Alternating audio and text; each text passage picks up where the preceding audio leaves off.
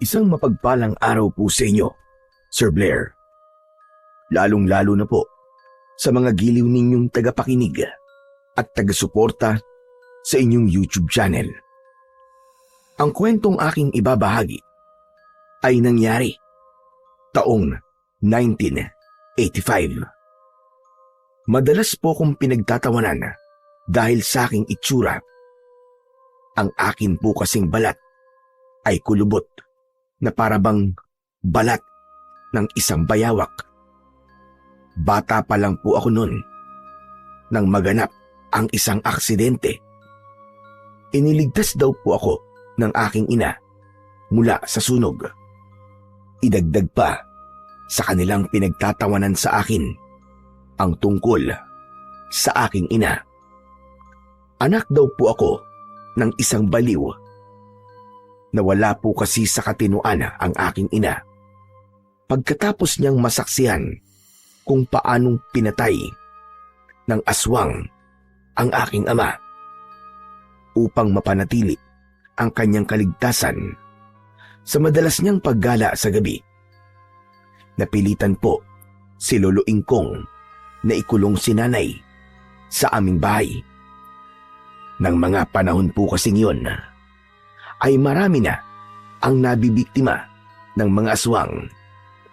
At sa mga oras din na yun ay hindi pa namin alam kung sino ba talaga ang nilalang na madalas na gumagambala sa mga tao. Bago ko nga pala simulan ang aking istorya, ay nais ko lamang pong ipaalam sa inyo na ang mga pangalan at tauhan na aking ginamit ay sinadya ko pong baguhin upang mapangalagaan ang kaligtasan ng totoong lugar sa pinangyarihan ng aking kwento. Kilalanin niyo na lamang po ako sa pangalan na David. At ito ang aking kwento. Kapitan! Kapitan Merto! Hindi po ba niyo nakita si nanay? Aba, hindi. Bakit? Nakatakas na naman ba siya sa kulungan niya, ha? Hindi nga po eh. Umalis po kasi ako kagabi para mangaso. Ang buong akala ko po kasi babalik din po agad si Lolo Ingkong. Hindi ko naman po akalain na umaga na rin pala makakauwi si Lolo. Abay, pambihira ka naman, bata ka, oo. Abay, bakit mo iniwan mag-isa si Cynthia? Alam mo naman na delikado ngayon. Sus, ang sabihin niyo, tay, pabayang anak talaga yung bayawak na yan. Anak, tumigil ka nga, ha? May pangalan si David. Hindi bayawak ang pangalan niya. Kaya umayos ka. Nag-aalala na nga yung tao eh. Nilalait mo pa. Tay, sinabi ko lang naman po kung anong opinion ko. Kung totoo nagmamalasakit siya sa kanyang inang baliw, aba, hindi niya iniiwan ng mag-isa. Di ba, Errol? Oo naman, Kapitan Merto. Tama po si Abong sa mga sinabi niya. Baka naman natauhan na si Aling Cynthia. Pagkatapos, sumama na sa ibang lalaki. Doon sa kapwa niya baliw. Tumigil na kayo. Nanay kong pinag-uusapan niyo dito. Errol, Abong, ano ba? Tama na yan. Tumigil na kayo. Kung mabuti pa tulungan na lamang natin si David na hanapin ang nanay niyang si Cynthia. Baka kung saan lang yun nagpunta. Huwag na. Huwag niyo na po akong tulungan, Kapitan Merto. Ako na lang po maghahanap kay nanay. Hindi naman pwede yun, David. Kailangan ka namin tulungan. Hala, sige na, Abong at Errol. Samahan niyo na si David. Pumunta na kayo sa gubat. Ako naman, magtutungo agad ako sa sementeryo. At baka doon na naman nagpunta si Cynthia. Magtatanong-tanong na rin ako sa mga tao at baka mamaya may nakakita sa kanya. Ay nako, damay na naman kami sa katangahan ng bayawak na to eh. Nakakainis talaga. Pahinga na nga namin to eh. Kapitan Merto, hindi po ako makakasama kay David sa paghahanap sa nanay niya. Mas kailangan po kasi ako ng asawa kong buntis. Ang mabuti pa kaya, kayo na lang po sumama sa kanya. Kailangan ko na pong umuwi. Buong magdamag na tayo nasa gubat. Kukumustahin ko naman po ang asawa ko. Pambihira na yan. Ang dami mo namang katwiran, Errol. Ilang oras lang naman yun eh. Hala, sige na. Samahan mo na ang aking anak na si Abong. Alalahanin niyong kasama sa tungkulin natin ang protekta ng mga taong nasasakupan natin bilang kawani ng barangay. Hindi na, wag na po, Kapitan Merto. Kaya ko naman pong hanapin si nanay na mag-isa eh. Hindi mo kakayaning hanapin si Cynthia na mag-isa, David. Sasamahan ka na ng mga tanod ko. Sige na. Napasulyap ako sa gawi ni Abong at Errol. Halata sa kanilang muka na napipilitan lamang ang mga ito. Alam ko na kapag nakaalis na si Kapitan Merto, ay pagtatawanan lamang nila ako at pagtitripan. Kaya naman, tinalikuran ko silang dalawa at walang imik na umalis. Narinig ko ang yabag ng kanilang mga paa. Sumunod sila sa akin habang naririnig ko ang hagik-gik ng kanilang tawa. Sinadya talaga nilang iparinig sa akin kung ano ang mga pinag-uusapan nila. Tol, marunong ka bang gumawa ng patibong? Ha? Aba, oo naman. Teka, sandali. Bakit? May huhulihin ba tayong hayop, ha? May bayawak kasi sa unahan ng daan natin, Tol. Ang pangit ng bayawak. Saksakan ng pangit talaga. At may damit ang bayawak, Tol. May bumili kaya sa atin kung sakaling ibenta natin ang bayawak na yan. Baka kahit libre, hindi siya tanggapin. Teka, ako ba ang pinag-uusapan nyo, ha? Bakit? May iba pa bang bayawak dito maliban sa'yo? Hindi ako nakikipagbiruan sa inyong dalawa. Kung wala naman kayo may itutulong pala sa akin, ang mabuti pa. Umuwi na lamang kayo. Hindi ko kayo kailangan dito. Hoy, teka, papalala ko lang sa'yo ha. Baka nakalimutan mo na kung hindi naman dahil kay tatay, hindi ka namin sasamahan dito, Ugok. Tsaka isa pa, tanong lang. Ang hirap siguro na magkaroon ng isang ina na baliw, ano? Sus, Abong, wag mo na siyang tanungin kung mahirap magkaroon ng baliw na ina. Mas mabuti na itanong mo kay David kung mahirap bang maging isang bayawak. Tignan mo naman, Tolo. Tignan mo ang kanyang balat sa braso. Grabe. Pwede nang paggasaan ng itak sa sobrang kagaspangan. Tumigil na kayo. Wala kayong alam kung gaano kahirap papin at pintasin ng mga kagaya nyo. Magpasalamat na nga lang kayo eh. Alam ko pa rin kung paano magpakatao. Huwag kayong mag-alala. Hindi nyo ako katulad. Mukha nga kayong tao, pero ang asal nyo ay parang sa hayop. Kahit ganito ang itsura ng balat ko, alam ko na mabuti akong tao. Hindi katulad nyo. Mga asal demonyo. Wow! Hanip pa. Lakas mong makapikon ha. Ano? Subang tamaan ha? Hindi ako pumapatol sa mga hayop. Ba't lintig na to ha? Hinahamon mo ba ako ha? Tol, ano ka ba naman? Huwag mo na siyang patulan. Sige ka, baka mahawa ka, ikaw rin. Kung sa bagay, tama ka. Baka mamaya magkapalit pa kami ng balat ng bayawak na yan. Maigpit kong nakuyom ang aking mga kamao dahil sa labis na galit. Subalit, mas nanaig sa akin ang kagustuhan kong mahanap si nanay. Kaya naman, mas pinili kong tumalikod na lang at wag na lamang pansinin ang mga pagpaparinig ng dalawa sa akin. Pagkalipas ng ilang oras na paghahanap sa aking ina, hindi namin siya nahanap. Kung saan-saan kami napadpad, panay rin ang tawag ko sa pangalan ni nanay. Habang ang dalawa naman sa hulihan ng aking daan ay panay din ang bulungan at hagik-gikan ng tawa. Kung makatawag naman sa kanyang ina para namang sasagot sa kanya. Wala nga sa katinuan, di ba? Ibig sabihin nun, walang nakikilala, tulala at tanga. Mas baliw pa yata to kesa sa nanay niya. Hindi ko na napigilan ang aking sarili at hinarap ko silang dalawa. Nanginginig ang aking katawan dahil sa pagtitimpi ko ng galit. Oo, mas baliw nga ako kaysa sa aking ina dahil nanay ko nawawala. Pero kung baligtarin natin ang sitwasyon at ang ina niyo naman ang biglang nawala, ganyan rin ba ang sasabihin niyo? Ganyan pa rin ba kalakas sa mga tawa niyo? Kung kayo naman na nasa kalagayan ko, pababayaan niyo ba nanay niyo? Pasensya ka na. Wala na akong ina. Tsaka, hindi yung mangyayari, David. Dahil hindi naman baliw ang nanay namin eh. Hindi nga namin alam kung bakit sumama-sama pa kami sa'yo rito. Alam mo, sa totoo lang, mukha mo palang nakakatawan eh. Kaya hindi namin mapigilan ng pagtawa. Masisisi mo ba kami ha? Kung ngayon lang kami nakakita ng tao na mukhang bayawak. Isa pa, hindi namin trabaho ang maghanap ng nawawalang baliw. Kaya ang mabuti pa, ikaw na lang ang maghanap sa iyong ina. Baka may samaligno ka pa eh.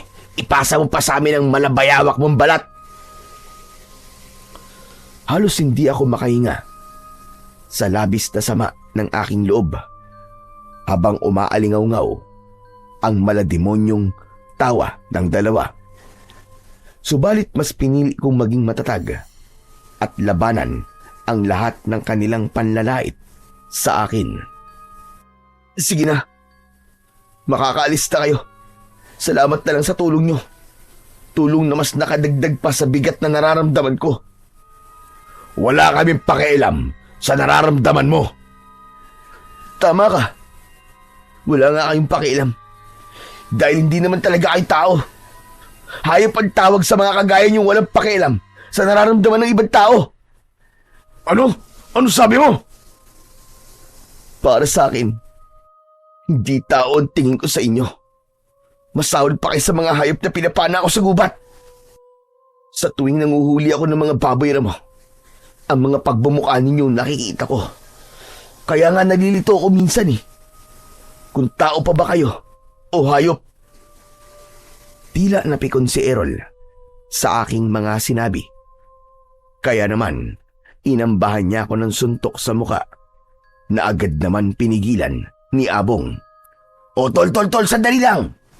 Huwag mo nang patulan. Ano ka ba? Tama. Huwag mong patulan na kagaya ko, Errol. Dahil kapag sinaktan mo ko, tiniti ako sa'yo na pagsisisihan mo. Isa pa, di ba ang sabi nga nila, ang mga taong pumapatol daw sa kagaya kong anak ng baliw, wala na rin pinagkaiba sa akin. Hindi. Hindi totoo yan. Tuluyang lumipad ang suntok ni Errol at tumama yon sa aking muka. Ngunit nabaling lang ang aking paningin sa kabilang direksyon. Hindi ako nagpatinag sa malakas niyang suntok. Kailangan kong magpakita ng katapangan para tigilan na nila ako. Ngunit mas naging dahilan pala yon upang mas lalong lumalim ang galit nila sa akin. Pinagtulungan nila akong dalawa na suntukin. Tama na! Huwag niyo akong saktan! Ano bang ginawa kong kasalanan sa inyo? At palagi niyo na lamang akong ginaganito. Palagi niyo akong inaasar, sinasaktan at pinagtatawanan. Hindi ko rin alam kung bakit mainit ang dugo ko sa'yo. Nakikita ko pa lang ang pagmumukha mo. Nasusura na ako at kumukulo na agad ang dugo ko. Kung ayaw mo akong makita, di bumikit ka. Tanga ka pala eh. Mas lalong napikon si Errol at nauwi sa suntukan ang paghahanap namin kay nanay. Nagpambuno kaming dalawa at gumulong-gulong sa lupa. Habang si Abong naman ay panay ang sipa niya sa akin likod. Maya-maya pa ay biglang dumating si Kapitan Merto. Mabilis siyang lumapit sa aming kinaroroonan kasama ang kanyang mga tanod para awatin kaming tatlo. Hoy! Hoy, ano ba yan? Tama na! Ano ba? Awat na! Ano ba nangyayari sa inyo, ha? Ay nako, pambihira talaga kayo. Mabuti na lang pala at sinundan ko kayo. Kung hindi, wala akong kalam-alam na nagpapatay na pala kayo. Lentik na yan. Ipaliwanag nyo nga kung ano nangyayari dito, ha? Kasi itong si David Siya na nga ang tinutulungan namin. Siya pa ang galit. Hindi totoo yan. Inaasar niyo ako. Pinagtatawanan niyo ako ni Abong. Teka, bakit naman nadamay ako dyan ha? Umaawat lang naman ako sa inyong dalawa. Abong, tumigil ka, ha? Hindi ka umaawat. Nakikisipa ka rin kay David. Tsaka may umaawat ba? Nahawak mo sa kamay si David? Lumalabas na pinagtutulungan niyo siya. Ay nako, pambihira naman kayo. Alalahanin niyo ha, mga tanod kayo. Dapat kayo nagbibigay ng magandang halimbawa sa mga tao na sasakupan ninyo bilang pagpapanatili ng katahimikan sa baryong ito. Tandaan yung dalawa. Tanod kayo. Hindi kayo mga sanggano. Nakakahiya kayo. Tay, maglilingkod kami sa baryo, pero hindi sa ungas na yan. Dinuro pa ako ni Abong habang bakas sa kanyang muka ang galit. Kaya naman, pinigilan na sila ni Kapitan Merto. Hala, sige na. Tama na yan. Umuwi na kayong dalawa. At ikaw naman, David, sasamahan na lang kitang umuwi sa bahay niyo. Nahanap ko ng nanay mo. Talaga po? Oo, nakita ko siya doon sa may sementeryo. Natutulog sa ibabaw ng nicho ni Dante. Anak naman ng pitong kamote, oh. Sana, sinabi niyo agad sa amin, Kapitan, na nahanap niyo ng baliw na yun nang nakauwi na kami. Paano ko sasabihin? Ha, Errol? Wala na Nauna na ang pagsusuntukan yung dalawa. Hala, tara na. Umuwi na tayo. At gusto ko na rin magpahinga. Dahil sa nangyari, mabilis kaming iniwan ni Abong at Errol. Kaming dalawa naman ni Kapitan Merto ay umuwi na rin sa bahay. Pagdating namin ay agad kong nakita si Nanay. Nakaupo siya sa bangko habang pinupunasan ni Lolo Ingkong ang paa ni Nanay. O paano? Maiwan ka na namin dito, David, ha? Siya nga pala. Huwag niyong hahayaan na mawala ulit si Cynthia. Aba, mahirap na. Baka matsyempuan siya ng mga gumagalang aswang. Alam mo naman ang kalagayan ng baryo natin, hindi ba? Nahaharap tayo sa matinding suliranin. Opo, Kapitan. Maraming salamat po sa tulong niyo. Hala, sige na. Lapitan mo ng nanay mo at gamutin mo rin ang mga sugat mo. Nagdadalawang isip akong lumapit kay Lolo Ingkong dahil alam kong pagagalitan na naman niya ako. Pero nang matapos ito sa kanyang ginagawa, ay siya na ang unang nagsalita. Hala, sige na, David. Ipasok mo ng nanay mo sa kulungan. Kailangan nating mag-usap na dalawa. Nang pumasok sa loob ng bahay si Lolo Ingkong, nilapitan ko naman si Nanay na panay ang pagsasalita ng kung ano-ano. Nay, halika na po. Pumasok na po tayo sa loob ng bahay. Akma kong hahawakan sa kamay si Nanay nang iiwas niya ang kanyang kamay. Tinatanong niya ako kung sino ako, kung ano raw ang pangalan ko. Sa tuwing sinasagot ko siya, palagi niyang sinasabi na wala raw siyang anak at patay na ang kanyang asawa. Kung minsan naman, bigla niya akong yayakapin at sasabihin, patayin ko raw ang mga aswang na pumatay sa aking ama.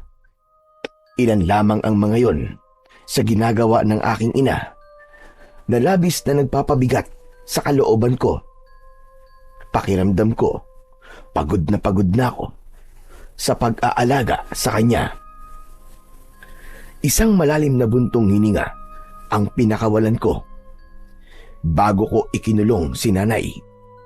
Pagkatapos ay agad akong nagtungo sa kusina at nakipag-usap kay Lolo Ingkong. Ano pong pag-uusapan natin, Lolo Ingkong? Hindi ko rin nagugustuhan ang madalas na pagtakas ni Cynthia mula sa kulungan niya. Nag-aalala ako, paano kung mapahamak siya? O di kaya naman matsyempuan siya ng mga aso na gumagala sa gabi. Sana, hindi na ito maulit, David. Hindi mo dapat iniiwan na mag-isa ang iyong ina. Ipinagpaliban mo muna sana ang pangangaso mo. Lolo Ingkong, aksidente po ang pagkakatakas po ni nanay sa kulungan niya. Wala pong may kagustuhan nun. Isa pa, kaya lang naman po ako nangangaso sa gubat dahil yun lang naman po ang alam kong hanap buhay. Ang inaalala ko lang naman dito ay baka mapahamak siya. Hindi ka muna sana umalis kagabi nang malaman mo na hindi pa ako umuwi. Dapat palitan tayo sa pagbabantay sa kanya. Yun lang. Pasensya na po kayo, Lolo Ingkong. Pero hindi habang buhay ay maikukulong po natin si nanay sa bahay. Isa pa, nakauwi naman po siya ng ligtas, di ba? Ang mahalaga, nandito na po siya at sikapin na lang po natin na wag na po itong mauulit. Ay nako, sana nga ay hindi na maulit ito. At teka nga pala, David, nabalitaan mo na ba ang nangyari doon sa kabilang baryo? Ang alin po, Lolo Ingkong? Aba, 3 ang natagpo ang patay sa kanilang kakauyan. Kaya asahan na natin na maging sa baryo natin ay mas lalong maghihigpit ang ating kapitan sa pagbabantay sa kagubatan. Baka matsyempoan ka ng mga tanod at parusahan ka kapag nakita nilang nangangaso roon.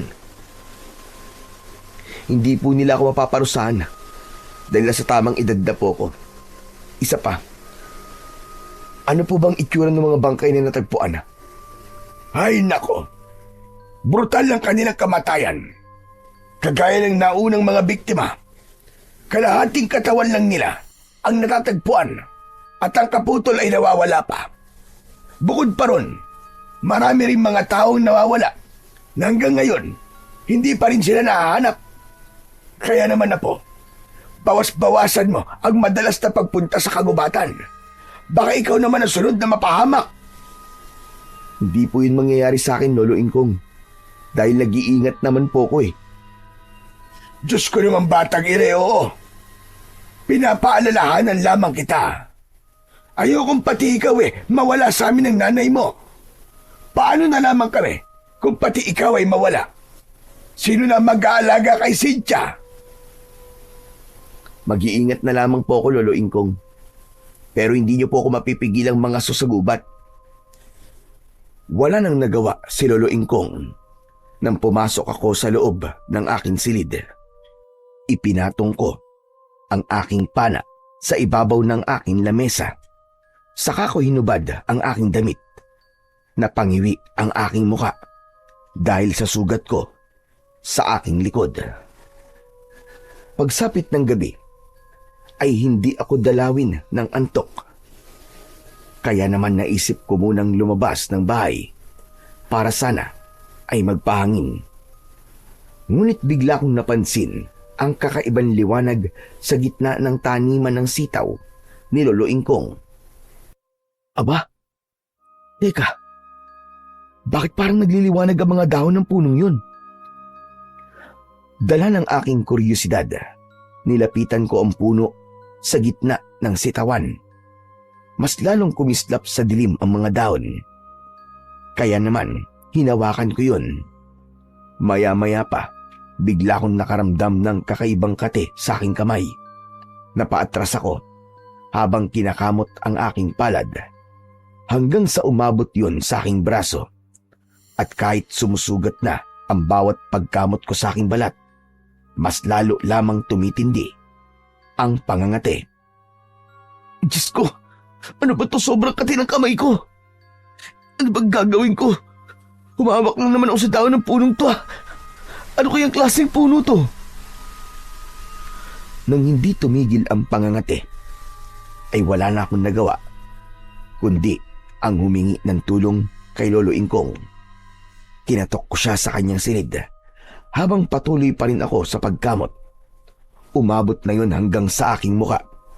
Pakiramdam ko, Kumakapal na rin ang talukap ng aking mga mata hanggang sa naramdaman ko ang pag-iinit ng aking balat. Lolo Ingkong! Lolo Ingkong, tulungan niyo po ako! Lolo Ingkong!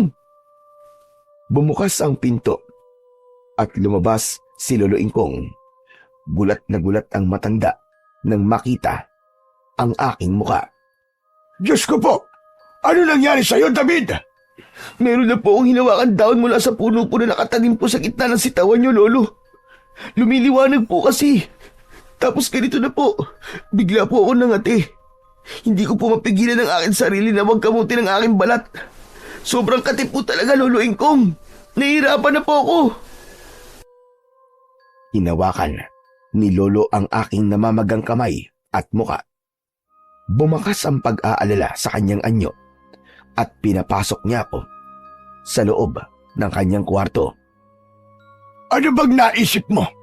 At pinakialaman mo ang tanim ko, ah? Isa pa, bakit nasa labas ka pa ng ganitong oras ng gabi? Huwag niyo na po muna akong sermonan, Lolo. Ano po ba nangyayari sa akin? Nalasog ka ng daon ng lipa. Ang sino man nahahawak sa kanyang daon ay mangangati na sobra hanggang sa nagnating ka. Hala, bakit naman po kasi kayo nagtatanim ng ganong klaseng halaman? Pambira naman kayo, Lolo. Meron akong dahilan kung bakit kailangan ko magtanim ng mapanganib na puno ng lipa. Kung ano man po yung dahilan nyo na yan, hindi na mahalaga yun. Ang mahalaga, Lolo Ingkong, tulungan nyo na lang po ako. Hindi ko na po talaga kaya ang kati. Marami na rin po akong sugat sa balat. Tignan nyo nga. Wala akong tigil sa pagkamot. Ay nako, sandali lang. At ikukuha mo na kita ng gamot. Lumapit si Lolo Ingkong sa kanyang lumang aparador. Pagbukas niya, ay napansin ko kagad ang mga ribulto na kulay itim at isang limbro na nakapatong sa estante. Kinuha niya ang bote ng langis at agad siyang lumapit sa akin. Anong kamay ba ang ipinanghawak mo sa daon? Ito pong kaliwang kamay ko, Lolo. Ano po bang uri ng laso ng daon ng lipa? Ang daon ng lipa ay isang tropical wood nettles. Kilala ito sa puno ng lipa sa Tagalog. Sa ibang wika, ang lipa ay tinatawag na ligas, lalo na dito sa Kabikulan. Isang kilalang lahi ng mga halaman na naglalabas ng lason na nagdudulot ng matinding pangangati sa balat. Bakit lumiliwanag po ang kanyang daon sa gabi? Hindi siya talagang lumiliwanag sa gabi. Kung nakikita mo ang liwanag ng kanyang daon, ibig sabihin nun, ikaw ang susunod sa aking yapak. Ano? Susunod po ako sa yapak nyo? Bilang antingero? Oo. At may papaliwanag ko lamang sa iyo ang lahat kapag dumating na ang takdang oras. Teka, ano ba ang kulay ng liwanag na nakita mo sa daon ng lipa? Kulay dilaw po na para bang ilaw ng alitaptap. Kapag nagkulay asul ang liwanag ng daon, yun na ang hudyat para ipamana sa iyo ang lahat ng aking mga kagamitan sa pakikipaglaban sa mga aswang. Ho? Manunugis po kayo ng aswang? Hindi lang ako basta manunugis ng aswang, apo. Hala, sige na. Kailangan ko na simulan ng panggagamot sa iyo. Matagal bago mawala ang pamamaga sa katawan mo. Siguro mga 2 araw pa ang kailangan palipasin. Naku, ano ba yan? Paano na ako nito, Lolo Ingkong? Natitiyak ko po na pagtatawanan na naman nila ako. Huwag mo silang papansinin. Isa pa, kasalanan mo naman kung bakit nangyari yan sa iyo eh. Ang hilig mo kasing makialam ng mga gawa ko. Kaya yan, tignan mo tuloy ang nangyari sa iyo. Lolo Ingkong, kayo po may kasalanan nito eh. Kung di po kayo nagtanim ng ganong klaseng puno, hindi po ako magkakaganito. Kagaya nga ng sinabi ko, may dahilan kung bakit ko itinanim ang punong yon. Hindi mo ba alam? Ganyang edad ako sa iyo nang itinanim ko ang puno ng lipa. At yun din ang gagawin mo pagdating ng araw. O yan, ayos na. Natapos ko ng paggagamot sa kamay mo. Mamaya lang ay mawawala na ang iyong lagnat. Para bang bigla akong nanghina sa nangyari sa akin, Lolo Ingkong? Talagang makakaramdam ka ng panghihina dahil merong laso na pumasok sa iyong katawan. Hala, sige na. Kailangan ko na matulog. Masyado ng malalim ang gabi.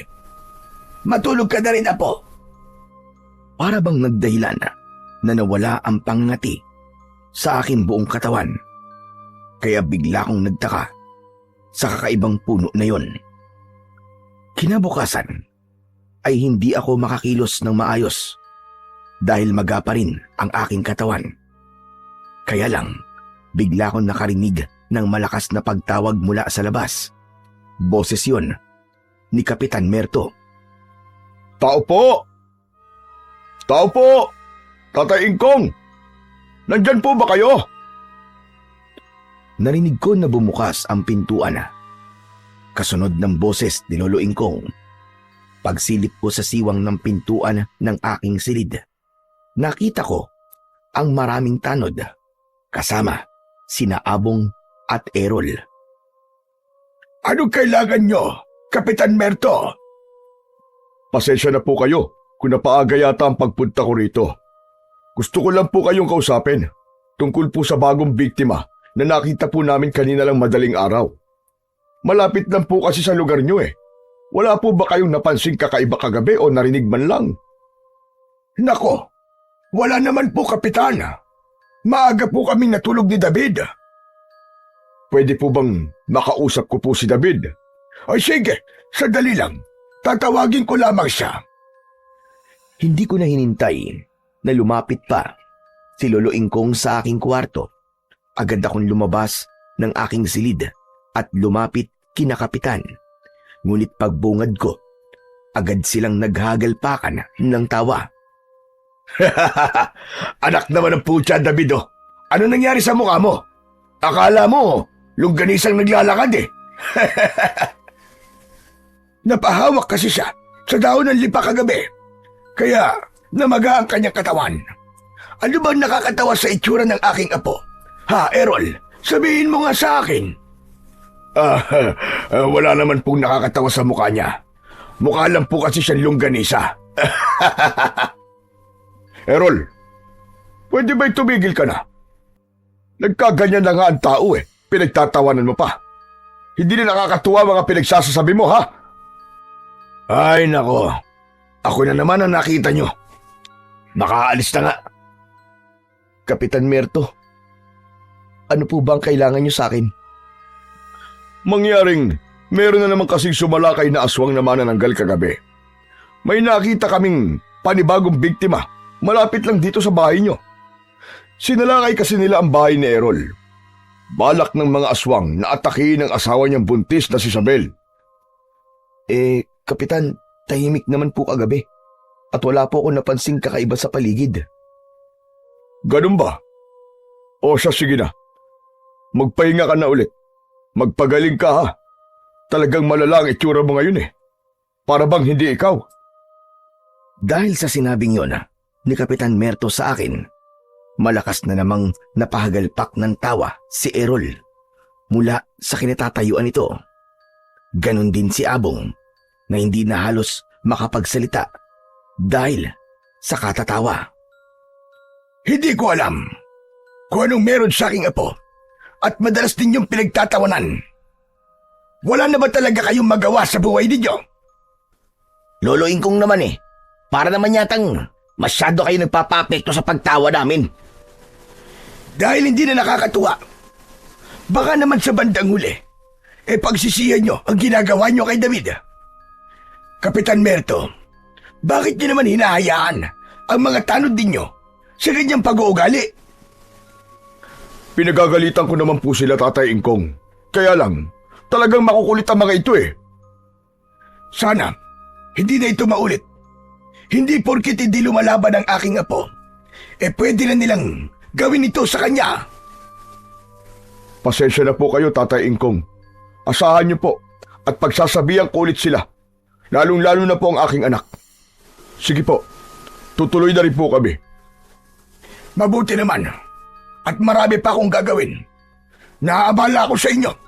Isa pa, umiinit ang ulo ko sa kilos ng mga kasama mo. Nananahimik ang aking apo rito eh. Pagkatapos, tatawagin nyo lamang at pagtatawanan. Bah, para yatang gusto niyo pang palakihin ang issue Nakakasama kayo ng loob, Lolo Ingkong. Bakit? May pakiramdam ka pa ba ha? Kung ang inaatupag nyo na lamang ay ang trabaho nyo, hindi sala walang napapahamak. Hindi na kayo nahihiya. Nagro-ronda kayo gabi-gabi, pero may namamatay pa rin. Abat, sumusobra na po yata kayo Errol, tama na yan. Tanod ka. At kapag pumatol ka kay Tatay Merto, ikaw ang lalabas na masama. Pabayaan mo na siya. Hindi lang talaga niya matanggap ang ginawa niyo sa kanyang apo. Kayo may kasalanan Sinasabi ko lang naman ang opinyon ko. Hala, sige na. Makakaalis na kayo, Kapitan. Halika na, David Apo. Iniwan na namin ni Lolo Ingkong ang mga tanod sa labas. Kaya naman, wala nang nagawa si Kapitan Merto, kundi ang umalis sa tapat ng bahay namin. Lolo, hindi niyo na po dapat sinabi yun. Akala ko po ba sabi niyo huwag ko silang papansinin. Pero bakit kayo po ang hindi nakapagpigil? Pasensya ka na, Apo. Ang hirap palang magtimpi ng galit kapag ikaw mismo makakarinig. Hindi ko lang talaga gusto ang isang tanod na yung kanina. Masyadong mapanglait at mapanghusga sa kapwa niya. Ay nako, tama na nga po, Lolo. Huwag niyo na pong isipin yun. Pagkalipas ng 2 araw, ay muling bumalik sa normal ang aking itsura. Kaya malaya na naman akong nakakalabas ng bahay. Ngunit isang gabi, muling nakatakas ang aking ina mula sa kanyang kulungan. Kaya naman, hinanap namin siya ni Lolo sa kakawyan. Dala lang namin ang sulo at ang aking pana. Ilang oras kaming naghahanap, ngunit wala talaga si nanay. Binalot ng matinding pag-aalala ang aking pagkatao, lalo na nang makarinig ako ng malakas na pag-angil mula sa itaas ng puno, kasunod ng malakas na pagaspas ng pakpak na parabang napupunit na kumot. Lolo, aswang po yun, di ba? Aswang na manananggal. Diyos ko po, Apo. Aswang nga lumilipad sa tapat natin. Bilisan mo! Kailangan na natin makalis dito! Baka nakita na nila tayo! Pagtingala namin ni Lolo Ingkong sa langit, ay sakto rin ang pagbulusok ng lipad ng aswang na manananggal. Tinangka niyang dagitin sa balikat si Lolo Ingkong. Ngunit iniharang niya ang kanyang itak sa aswang. Sabay bigwas ng taga sa nilalang na tumama naman sa kamay nito. Umangin ng malakas ang manananggal. Saka ito lumipad, papalayo. Ngunit pagkalipas ng 5 minuto, muling bumalik ang manananggal at ako naman ang sinubukan niyang dagitin. Yumuko ako, sabay tutok ng aking pana sa muka ng aswang. Agad kong pinakawalan ang aking palaso. Tumama yon sa balikat ng nilalang. Nagpaikot-ikot ito sa paglipad hanggang sa nagpasya na itong tumakas. Mukhang nagiging agresibo na sila sa pag-atake sa mga tao. Lolo, mas kailangan po nating mahanap si nanay ngayon. Baka nasa panganib na po siya. Maghiwalay po tayo sa paghanap sa kanya. Nang magkasundo kami ni Lolo Ingkong, kagad kaming tumakbo sa magkaibang direksyon. Saka ko iginala ang aking paningin sa paligid. Hinanap ko sa bawat sulok ng kakahuyan ang aking ina. Ngunit wala siya. Pagkarating ko sa gitna ng kagubatan, ay bigla akong natigilan sa paglalakad. Mula sa aking unahan, nakita ko ang isang kakaibang nilalang. Hindi siya isang manananggal. Hindi ako maaaring magkamali. Aswang ik-ik ang nasa harapan ko. Kung ganun, saan puwersa silang umaatake sa mga tao? Mukha yatang naliligaw ko ng daan, binata. Hindi mo yata alam na ito ang aking teritoryo. Ang kapal ng mukha mong angkinin ng lugar na to. Kung saan ka lang nakatayo, yun lang ang teritoryo mo, hunghang! Hindi ka yata natatakot sa akin. Sa Diyos lang ako natatakot. Pero sa mga kagaya mo na kampo ng demonyo, hindi ako matatakot sa'yo. Tumawa ng malakas ang aswang na ik-ik. Ngunit itinaas ko ang aking pana at itinutok ko sa kanya ang aking palaso. Sigurado ko na sa gagawin ko tong sa'yo, hindi ka na makakatawa ng ganyang kalakas. Hindi ko na pinaporma ang nilalang. Agad kong binitiwan ang pisi ng aking pana. Ngunit nasalo ng aswang ang aking palaso. Para siyang kidlat sa bilis kumilos. Namalayan ko na lang na nasa harapan ko na siya at sakal niya na ako sa leeg. Ngunit hindi ako nagpatinag. Sinuntok ko ng paulit-ulit ang kanyang braso. Kaya naman, nabitiwan niya ako. Saka ako nakahanap ng pagkakataon. Mabilis kong itinutok ang aking palaso sa dibdib ng aking kalaban. Matakot pala! Ikaw ang matakot sa akin! Dahil hindi ka sasantuin ng aking palaso! Akma ko na sanang bibitiwan ang pisi ng aking pana. Nang maunahan ako ng saksak ng kuko ng aswang na tumama naman sa aking tiyan, bigla kong naramdaman ang labis na sakit mula sa aking sugat. Ngumisi ito at humalakhak ng malakas. Magdasal ka na kung marunong ka magdasal. Dahil ihaharap kita kay kamatayan. Kasunod ng saksak, tumama ang malakas na suntok ng aswang sa aking muka. Bumagsak ako ng pasadsad sa lupa habang namimilipit sa labis na sakit. Naninigas ang aking buong katawan na parabang bigla akong naparalisa. Anong nangyayari sa akin? Unti-unting mapaparelisa ang buong mong katawan. Maya-maya lang, darating na ang aking mga kasama at pagsasaluhan namin ang iyong laman loob. Walang matitira sa iyo, kundi ang iyong mga buto. Hindi ka magtatagumpay. Hindi mo kilala kung sino binabangga mo. Ako ang hindi mo kilala.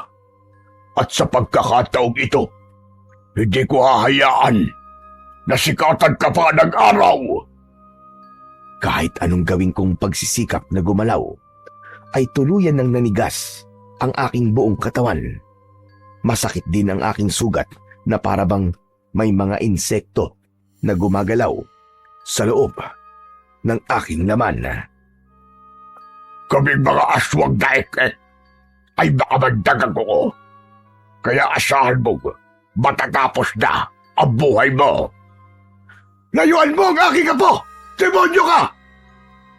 Sabay kaming napalingon ng aswang sa gawi ng aking lolo. Hawak ng matanda ang kanyang itak at ibinato niya sa aswang ang hawak niyang sulo. Sa takot ng nilalang, bigla siyang nag-anyong ibon at lumipad palayo sa aking kinaroroonan. Kaagad na lumapit sa akin si lolo. Bakas sa kanyang muka ang labis na pag-aalala. Diyos ko, Papa! Malalim ang sugat mo! Iluluin kong, tulungan niyo po ako. Sobrang sakit po ng sugat ko sa akin tiyan. Oo, Apo. Tutulungan kita. Gagamutin kita, Apo. Sa lugar na yun mismo, ginamot ako ni Lolo Ingkong. Nanginginig ang kanyang kamay habang pilit niyang pinadudugo ang aking sugat. Aray! Aray, ang sakit! Tiisin mo, Apo. Kailangan natin mapadugo at mailabas ang kabandagdang aswang mula sa sugat mo. Aray! Lolo Ingkong, hindi ko na po kaya. Tuluyang nandilim ang aking paningin nang maramdaman ko na dinukot ni Lolo Ingkong ang aking sugat. Kinabukasan ay naramdaman ko ang maligamgam na tubig na dumadampi sa aking sugat. Dahan-dahan akong nagmulat ng aking mga mata. Salamat naman. At nagising ka na rin, Apo. Grabe. Nag-alala ako sa'yo ng gusto. Dahil 2 araw kang walang malay. Ho, 2 araw po. Pero bakit po? Masyadong mabilis ang pagkalat ng kamandagdang aswang na ik-ik sa dugo mo. Mabuti na lang at nahanap kagad kita, Apo. Pero paano po ako nakarating dito sa bahay natin? Nagpatulong ako kay Kapitan Merto at sa anak niyang si Abong. Mabuti na lang at nagkataon na doon sila nagronda nung gabing yon. Ay nako, akala ko ba kaya mong ipagtanggol ang sarili mo? Bakit naman napahamak ka?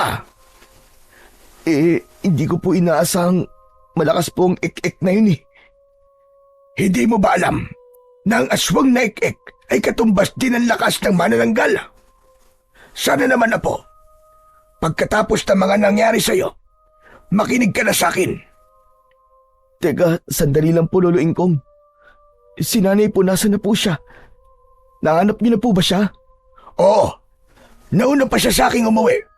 Inihatid siya ni Merto at nakita raw niya sa sementeryo. Hindi ko man lang naisip na doon siya palaging pumupunta kapag tumatakas siya. E di sana, nahanap ko siya kagad. Kasalanan po ni nanay. Kung meron nangyaring masama sa akin, Lolo Ingkong. Yan ang wag na wag mong sasabihin, David. Hindi mo alam kung ano ang isinakripisyo ng nanay mo para lamang mapalaki ka niya ng ganyan. Nagkaganon siya dahil sa aswang na pumatay sa iyong ama.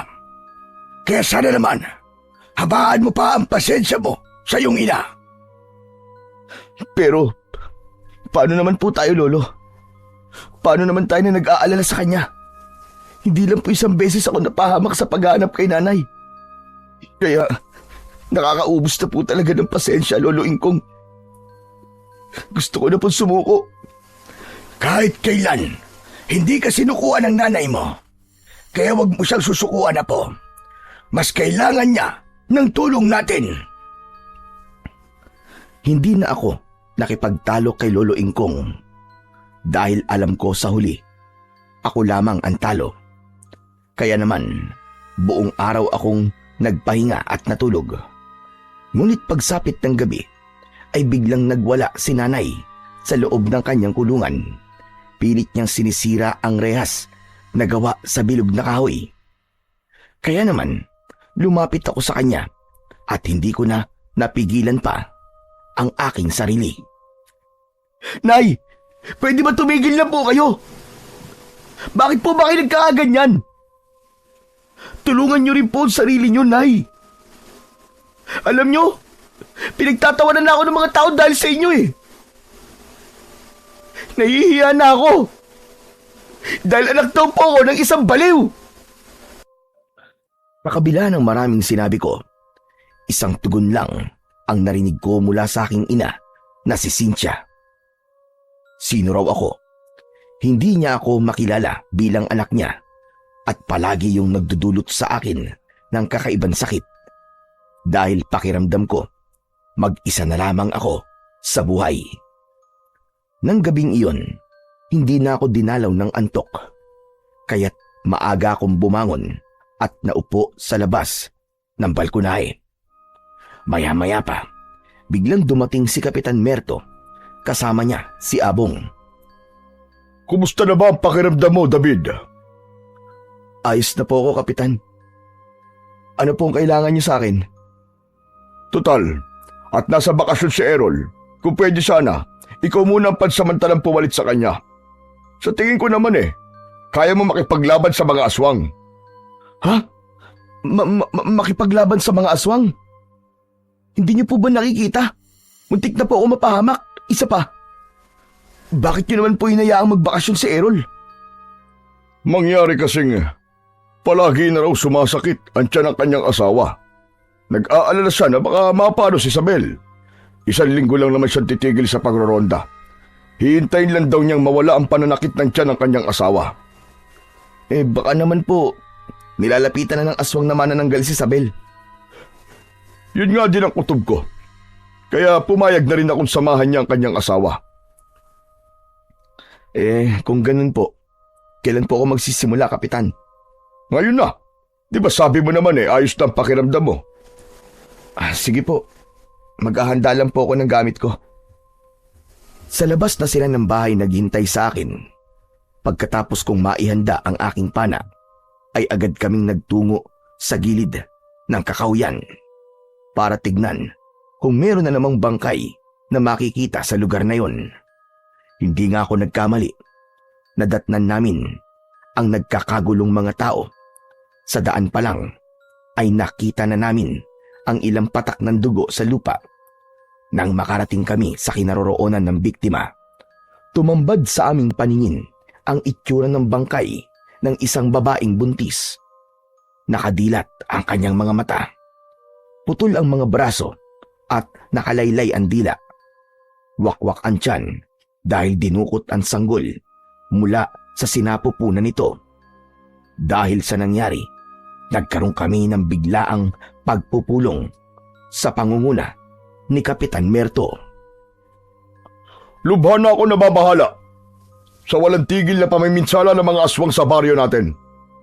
Kung kinakailangan na magdagdag tayo ng mga tanod ay gagawin ko. Mapanatili lamang ang kaligtasan ng mga tao rito. Kapitan, sa paano pong paraan natin mapipigilan ng mga aswang? Kailangan natin bumuo ng 2 pangkat. Sa pangunguna naman ng aking anak na si Abong, upang hindi na maulit ang ganitong pangyayari. Abay, mahirap ang naisip niyong gawin, Tay. Paano natin matatalo ang mga nilalang na may kakayahang lumipad? Sige nga. Sa tingin ko kailangan na rin gumawa tayo ng palaso. Tama ka, anak. Imbis na sibat, palaso ang gagamitin natin panlaban sa mga aswang. At tungkol naman sa paggawa ng mga sandata, si David ang siyang mamumuno. Hindi. Hindi ako makakapayag, Tay. Hindi po ako makakapayag. Si David ang aasahan natin sa paggawa ng mga pana. Wala akong tiwala sa kanya. Baka puro kapalpakan lang ang gawin nito Imbis na manananggal ang mapatay natin, baka mga bayawak lang ang kayang patayin ng gagawin niyang palaso. Dahil sa sinabing yon ni Abong, umalingaw-ngaw ang malakas na tawanan ng mga tao habang nakatingin silang lahat sa akin. Anak, huwag mong husgahan ang kakayahan ni David. Sanay siya sa pangangaso, kaya masasabi kong mahusay na siya pagdating sa pana. Bakit, Tay? Mahusay din naman si Errol Siya na lamang ang mamuno sa ating pangkat pagdating sa sandata. May tiwala rin ako kay David. Alam kong magagawa niya na maayos ang tungkuling nakaatang sa balikat niya. David, magagawa mo ba yun? Opo, Kapitan Merto. Magagawa ko po yun. Pagkatapos ng matinding pagpaplano ng aming mga gagawin, nakita kong nag-e-ensayo ang mag-ama sa pakikipaglaban gamit ang kamao. Wala silang damit pang itaas. Napakunot ang aking noo dahil meron akong napansin sa kanilang katawan. Kapitan Merto, sunog po ba yan? Alin? Ito bang nasa likod at dibdib ko? Opo, sa si Abong meron din po sa tiyan at hita. Hindi ba't nagkaroon ng sunog sa baryo natin na sumalakay ang mga aswang na manananggal? Sinunog nila ang mga bahay namin. May 13 taon na ang nakakalipas magmula nung nakaligtas kami sa malaking sunog na yon. Namatay ang bunsong kapatid ni Abong kasama ang aking asawa. Kaya magmula noon, isinumpa ko sa akin sarili na pamumunuan ko ang pagtugi sa mga aswang. Ngayon ko lang po nalaman na pati pala kayo ay muntik na ring mamatay dahil sa sunog. Pangalawang buhay na namin ito ng aking anak na si Abong. Pero bakit ganun? May peklat din naman po pala sa katawan si Abong. Pero kung makapanglait po siya sa aking braso, akala ko ay wala siyang tinatago. Hoy! Narinig ko yun Anong pinagsasasabi mo, ha? Sos, Abong, tumigil ka na nga. Wala namang masama sa sinabi ni David eh. Hala, sige na. Ituloy na natin ang pagsasanay. Mamaya, ikaw naman David, ang tuturuan ko makipaglaban gamit ang kamao at sipa. Na parang ganito. Sabay pagpapatumba ni Kapitan Merto sa kanyang anak na si Abong. Nang matapos sila sa pagsasanay, ako naman ang tinuruan niyang makipaglaban. Naging madali sa aming lahat ang pagroronda dahil nagpahinga rin ang mga aswang sa pagsalakay. Pagkalipas ng 1 linggo, ay bumalik na si Errol. Kaya naman, bigla kong natanggal sa kanilang pangkat. Pero natapos ko naman ng maaga ang paggawa ng mga palaso at pana. Isang gabi, palihim akong sumunod sa mga nagrorondang tanod. Bigla silang tumigil sa paglalakad nang makarinig sila ng kakaibang huni mula sa itaas ng mga puno. Ganun na lamang ang panlalaki ng kanilang mga mata. Nang bumulaga sa kanilang paningin ang mga aswang na manananggal. Sabay-sabay silang umatake papalapit sa kinaroroonan ng mga tanod. Kaagad akong kumilos. Nagpakawala ako ng palaso na tumama sa ilang mga aswang na umaatake sa mga tao.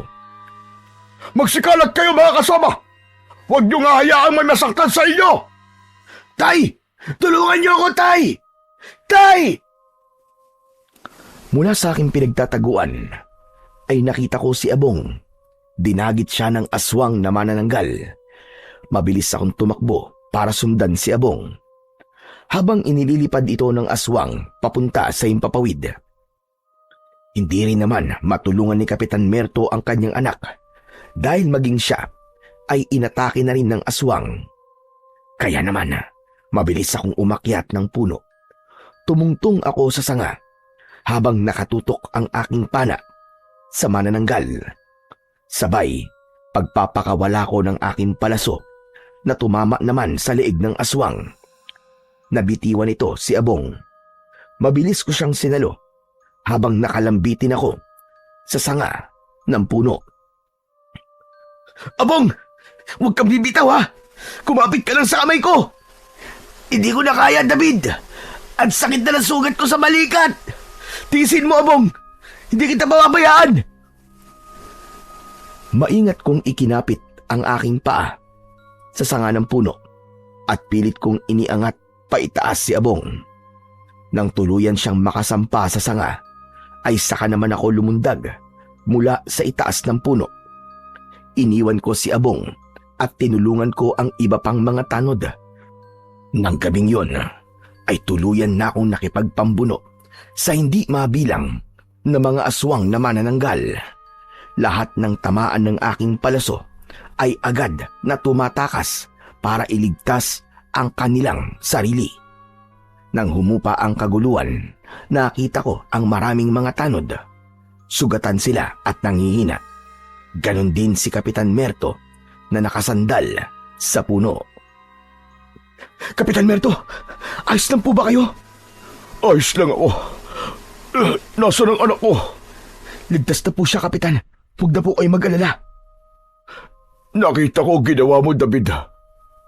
Maraming salamat sa tulong mo. Mabuti na lang at sumunod ka sa amin. Alam ko po kasi naaatake ang mga aswang dahil matagal na po silang nanahimik.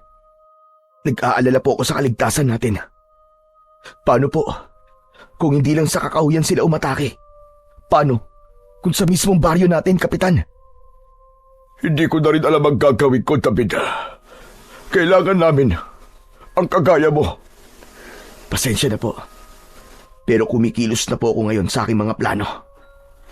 Basta, palagi lamang po ako nakabantay sa inyo. Maya-maya pa, ay biglang dumating si Abong. Naluluwa siyang lumapit sa kanyang ama. Tay! Tay, ayos lang po ba kayo, Tay? Ayos lang ako, anak. May sugat ka rin pala sa balikat. Halika, tulungan mo ako sa mga kasama natin. Kailangan nilang magamot kaagad. Kiluluin kong niyo po siya dalhin. Magpapaiwan po muna ako rito. May kailangan lang po akong gawin, Kapitan. Pero David, baka naman mapahamak ka dito. Dati na po ako mag-isang kumikilos sa gubat na to, Kapitan. Kaya ko po ang sarili ko. Siya nga pala, David. Maraming salamat sa pagkakaligtas mo sa akin, ha. Pasensya ka na sa mga ginawa ko sa'yo nun. Huwag mo nang isipin yun, Abong. Ang mahalaga, ligtas ka. Sige na, iiwan ko muna kayo rito. Sisiguraduhin ko lang ang kaligtasan ng paligid at susunod kagad ako sa inyo. Hindi ko na hinintay na sumagot sa akin si Abong.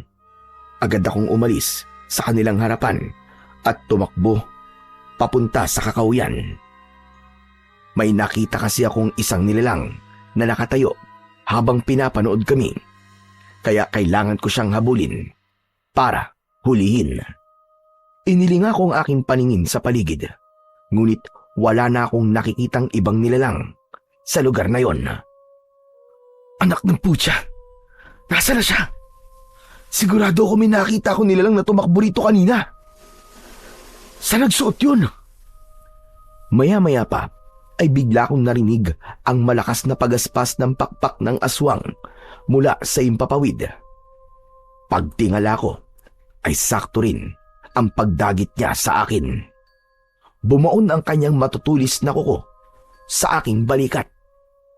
Ramdam na ramdam ko ang sakit at ang mainit na likidong umagos sa aking dibdib.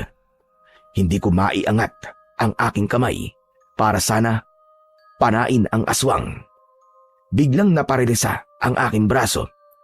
Kaya naman, tuluyan na akong naiangat sa lupa ng aswang na manananggal. Mabilis ang tibok ng aking puso dahil pakiramdam ko ng mga oras na yon ay talaga namang katapusan ko na. Mabuti na lang at sumabit ang aking paa sa isang sanga ng puno. Magaling ako sa pagkapit sa sanga gamit ang binti.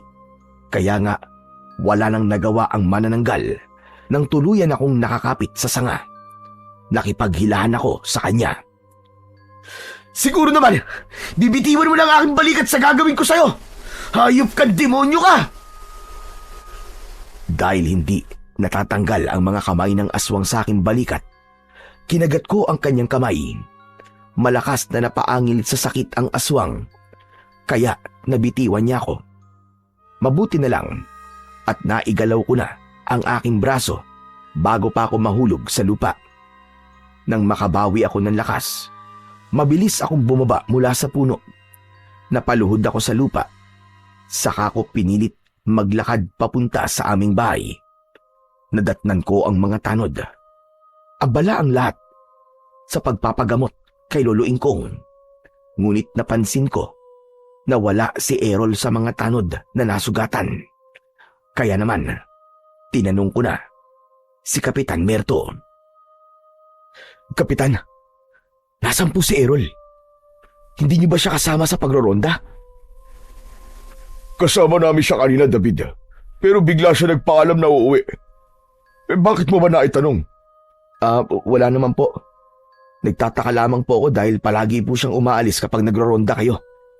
Ay naku, David, pwede ba? Huwag mo munang isipin ng ibang tao. Unahin mo muna ang kalagayan mo.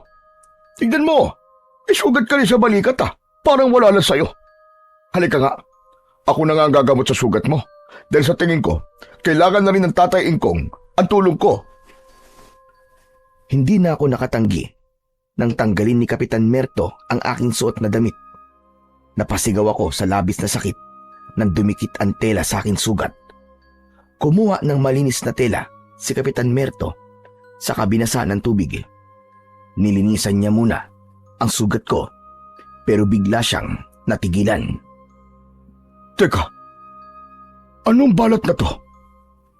Balat ba ito o sugat? Ang alin po, Kapitan Merto? Yung marka sa balikat mo. Kulay itim na hugis bilog. Iyan po ba? Bata pa lang po ako, meron na po akong ganyan. Bakit po? Wala naman. Nagandahan lang ako sa itsura. Pero hindi ako kumbinsido sa sinabing yon ni Kapitan Merto dahil pakiramdam ko may kakaiba sa aking balat. Kaya biglang nanginig ang kamay nito habang nililinisan niya ang sugat ko sa balikat. Panay rin ang buntong hininga niya. Kapitan Merto, may problema po ba sa marka ko? Wala naman. May bigla lang akong naalala. Agad namang napansin ni Lolo Ingkong ang ginagawa ni Kapitan Merto sa aking sugat at agad itong lumapit sa aming kinaroroonan. Iniwan nito ang ibang sugatan. Diyos ko, David! Ano nangyari sa'yo, Apo? Palagi ka na lamang napapahamak. Teka, kanina mo pa bang nililinisan ang sugat ng apo ko, ha, Kapitan? Opo, Tatay Ingkong. Kung ganon, David, sige na, magbihis ka na ng damit mo. Mamaya na lamang kitang gagamutin kapag natapos ko na mga ginagamot ko. Sige na, sige na! Kulang na lang ay ipagtulakan ako ng matanda na pumasok sa loob ng aking silid. Natigilan na lamang si Kapitan Merto dahil sa ikinilos na yon ni Lolo.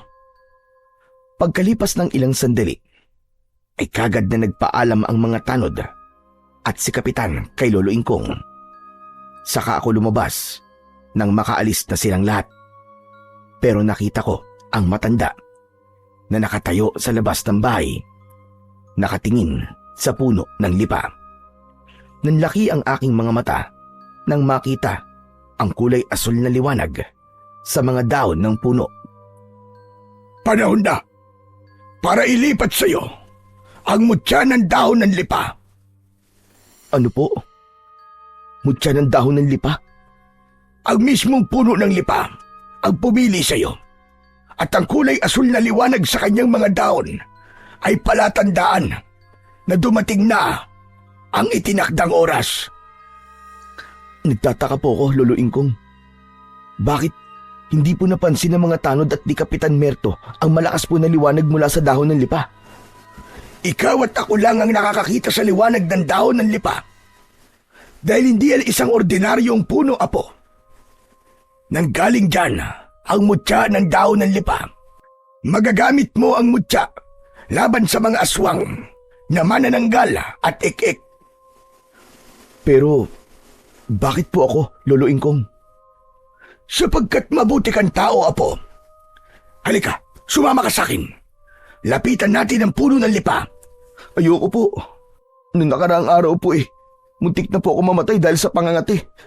Huwag na po tayong lumapit yan, Lo. Kasama ang puno ng lipa sa pagpapasa ng aking mutya. Matagal ko nang alam na hindi ka naman totoong nangangaso ng hayop. Alam kong nangangaso ka ng mga aswang. Tama ba ang sinabi ko? Napaunat ako sa aking pagkakatayo nang marinig ko ang sinabi ni Lolo Ingkong. Kung ganun, Alam niyo na po, Lolo Ingkong. Alam niyo na po na ako po ang totoong pumapatay sa mga aswang. Pero kailan pa po niyo nalaman? matagal ko nang alam na mangangaso ka ng aswang. 10 taong gulang ka pa lang nang palihim kang tumugis ng aswang. Alam ko rin na ikaw ang may gawa sa mga tao na tatagpo ang patay sa kakahuyan. Kalahati lang ng katawan nila ang natatagpuan dahil hindi naman sila pangkaraniwang tao, kundi isang aswang na manananggal na nagiging tao tuwing sumasapit ang umaga. Kaya ang iniisip ng mga kababaryo natin, biktima sila ng mga aswang. Pero ang totoo, aswang sila at ikaw ang pumatay sa kanila. Hindi ba? Hindi ako makapaniwala sa ipinagtapat na yon sa akin ni Lolo Ingkong. Ang buong akala ko, matagal kong maililihim sa kanya ang tungkol sa mga ginagawa ko. Patawarin niyo po ako, Lolo Ingkong. Ginagawa ko lang po ito para maipaghiganti ang nangyari sa aking mga magulang. Kung hindi ko sila mapipigilan, marami pang mga kagaya ko makakaranas ng ganitong paghihirap. Hindi naman ako tumututol sa pagiging manunugis mo ng aswang. Ngunit masyado na akong nag-aalala sa kaligtasan mo, Apo.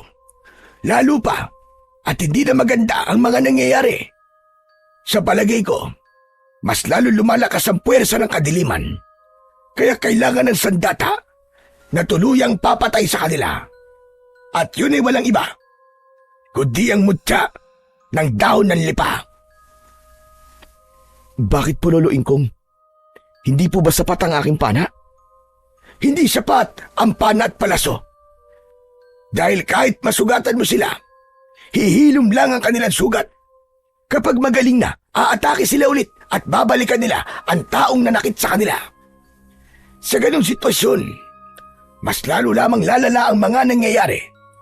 Mas lalo silang magiging agresibo. At sa nakikita ko, maging ang mga tanod ay malalagay na rin sa panganib. Kaya sana naman, tanggapin mo ang ipapasa ko sa iyo, mutya. Sige po, Lolo Ingkong. Tinatanggap ko po ang alok nyo. Tara na, lapitan na natin ang puno ng lipa. Nilapitan namin ni Lolo Ingkong ang puno ng lipa. Mas lalong lumakas ang liwanag ng dahon. Napansin ko na hinubad ni Lolo Ingkong ang suot niyang singsing. May kakaibang bato yon sa gitna. Nang idikit ang singsing sa isa sa mga nagliliwanag na dahon, nawala ang liwanag na parabang hinihigop ng singsing. Kinuha ni Lolo ang aking kanang kamay. Saka siya pumikit at nag-usal ng isang orasyon. Pumikit ka at tiisin mo ang mararamdaman mong sakit sa iyong mga kamay, apo. Ngunit pagkatapos naman ng sakit na yon, magkakaroon ka ng kakaibang lakas ng katawan. Mawawala ang kirot mula sa sugat na likha ng manananggal. Nang ipikit ko ang aking mga mata, bigla kong naramdaman ang kakaibang sakit, lalo na nang isuot sa akin ni Lolo Ingkong ang singsing. Hindi ako binitiwan ng matanda hanggang sa naramdaman ko ang pagpasok ng malakas na enerhiya sa aking buong katawan. Nanginig ang aking kamay, kaya nagmulat ako ng aking mga mata. Ganun na lamang ang pagtataka ko nang mapansin ko ang pagliwanag ng paligid kahit gabi na at walang liwanag mula sa sikat ng buwan. Magbabago ang lahat ng sa iyo, apo. Magkakaroon ka ng kakayahang tumalas ang paningin, pandinig, pangamoy at pakiramdam sa paligid. Lahat ng sandatang mahahawakan mo ay magkakaroon ng iisang epekto. Yun ay ang matinding pangangati ng kanilang katawan. Lolo Ingkong, ganito po ba talaga kalakas ang singsing na to? Gaano po kalakas ang epekto ng mutya? Malalaman mo yan sa oras na may makalaban ka ng aswang. Hindi na gumagana yan sa akin. Dahil alam mo naman matanda na ako. Naghihintay na lamang ako ng pagpapasahan. At nang mailipat ko sa iyo ang mutya, bigla kong naramdaman ang panghihina ng aking katawan. Magmula ngayon, apo, ikaw na ang pinakamalakas nilang makakalaban. Magiging pinakamalakas kang manunugis na katatakutan ng mga aswang. Biglang tumigil sa pagsasalita si Lolo Ingkong nang marinig namin ang sigaw ni Nanay. Kaya naman, dali-dali kaming pumasok sa loob ng bahay. Nay! Nay, ano po nangyari sa inyo? Pabayaan mo siyang magwala, apo. Marahil, kapag naririnig niyan tungkol sa aswang, saka lang siya nagkakaganyan.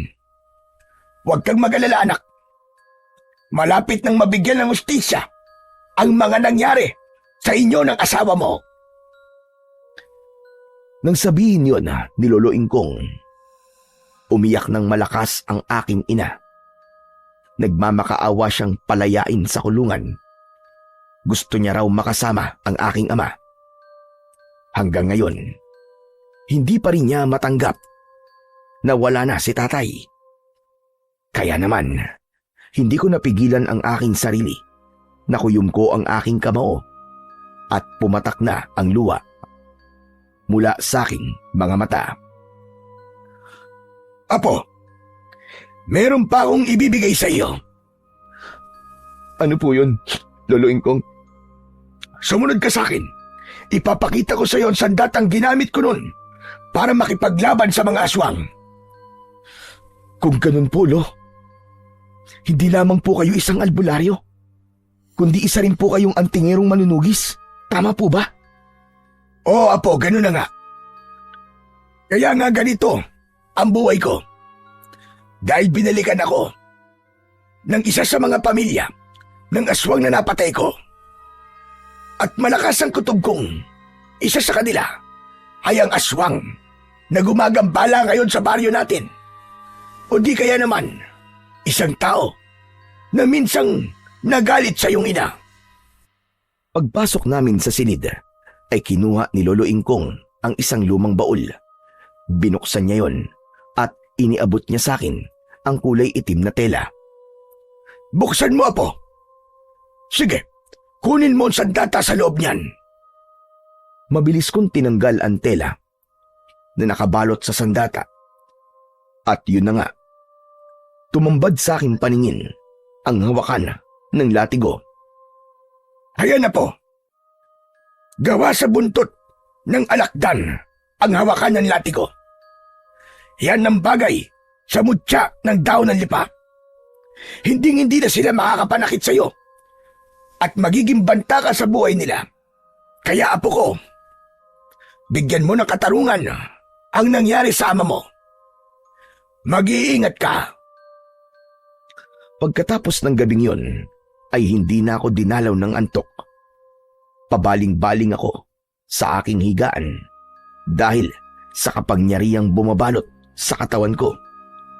Ultimo huni ng mga insekto sa paligid ay naririnig ko kahit malayo sila sa aking kinaroroonan. Maging ang paligid parang may sariling ilaw. Malinaw kong nakikita ang mga nilalang na gumagalaw sa paligid ko. Ang aking pang-amoy lumakas din na parabang naaamoy ko ang malangsa mula sa kakauyan. Kaya naman, napabalikwas ako ng bangon at agad akong tumakbo papunta roon. Sinundan ko ang amoy at ingay na aking naririnig. Bumilis rin ako sa aking pagtakbo. Pagkalipas ng ilang minuto, narating ko kagad ang gitna ng kagubatan. Nadatnan ko ang isang aswang na ik-ik. Abala ito sa pagkain ng lamang loob ng baboy ramo. Hoy! Diablong buwang! Kumusta naman ang lasa ng katawan ng baboy ramo, ha? Aswang na ik-ik! Tumigil sa paglantak ang aswang na ik-ik at hinarap niya ako. Ngumisi ito at umangil ng malakas na parabang nagtatawag pa ng kasama. Agad kong inilatag sa lupa ang hawak kong latigo. Ni hindi nagpakita ng takot ang aswang sa aking sandata. Hindi ako makatulog sa iyong hayop ka dahil sa ingay mo. Lalong-lalo na sa mabahong singaw ng katawan ng baboy ramo na nilalantakan mo. Talagang wala kang patawad. Halimaw ka! Sa muli kong paggagupit ng latigo sa lupa, agad na umatake sa akin ang aswang na ik-ik. Lumundag siya papunta sa aking kinaroroonan. Sinalubong ko naman siya ng hampas ng latigo na tumama naman sa kanyang tiyan. Umatake siya ulit sa akin ng kalmot, ngunit nakaiwas ako at gumanti ako sa kanya ng isang suntok na tumama sa kanyang muka. Tumalsik siya ng ilang dipaan layo mula sa aking kinatatayuan. Kasunod ng paglapit ko sa aswang, ang paghagupit ng latigo sa kanyang katawan. O ano? Masakit ba, ha? Nagulat ako nang biglang magkamot ang aswang sa kanyang katawan. Umaangil siya na parabang nasasaktan at kahit nasusugat na ang kanyang balat ay tuloy pa rin siya sa pagkamot. Hindi niya makontrol ang kanyang sarili. Tuluyan ang natanggal ang kanyang laman sa kakakamot. Bumulwak ang kanyang dugo sa bawat daanan ng kanyang kuko.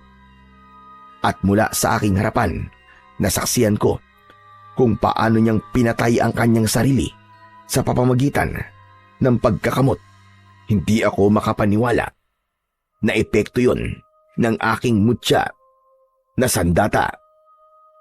Ang galing! Grabe! Totoo nga! Totoong magiging malakas akong manunugis ng aswang. Humanda kayo ngayon sa akin. Nalalapit na ang katapusan yung lahat. Kinabukasan ay agad na tumambad sa paningin ng mga tao ang nangyari sa aswang na pinatay ko. Laking gulat nilang lahat na ang aswang na ik-ik ay isa sa mga tanod ni Kapitan Merto. Kaya naman, lahat sila ay nag-alala na baka nasa tabi-tabi lang ang aswang. Nakiisyoso rin ako sa pinagkakaguluhang bangkay. Kaya naman, agad kong napansin ang buntis na si Sabel. Siya ang asawa ni Errol. Bigla akong nakaramdam ng kakaibang presensya. Akma ko sanang lalapitan si Sabel nang bigla namang humarang sa aking harapan. Si Errol. Hoy, saan ka pupunta?